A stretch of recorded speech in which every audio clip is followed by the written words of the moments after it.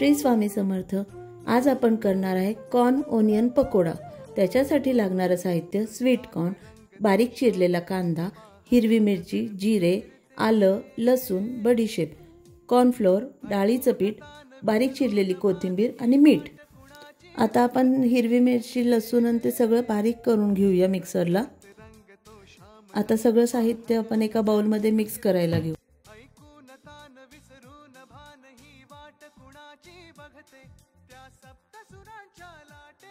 Cornflour जास्ती टाकायचं, डाळीचं पीठ थोडं टाकायचं।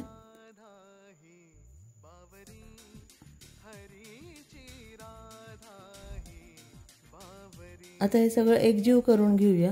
असं जोरात जरा प्रेस करायचं म्हणजे ते एकदम बांधलं गेलं पाहिजे।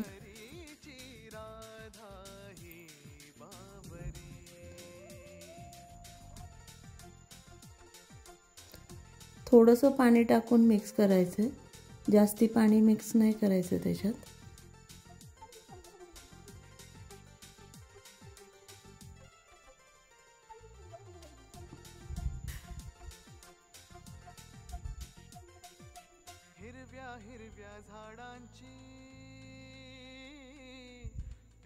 एकीकडे आधी तेल तापत ठेवून द्या।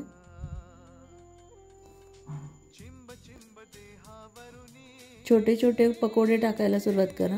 फक्त काळजी ही घ्यायची की ते कॉर्न तेलात सुटायला नको आणि ते फुटतात, त्यामुळे तळताना जरा लांब उभं राहायचं।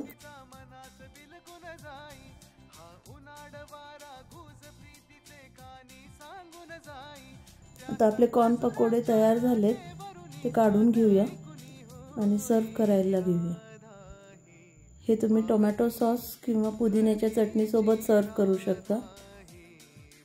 कॉर्न ओनियन पकोडा तयार आहे।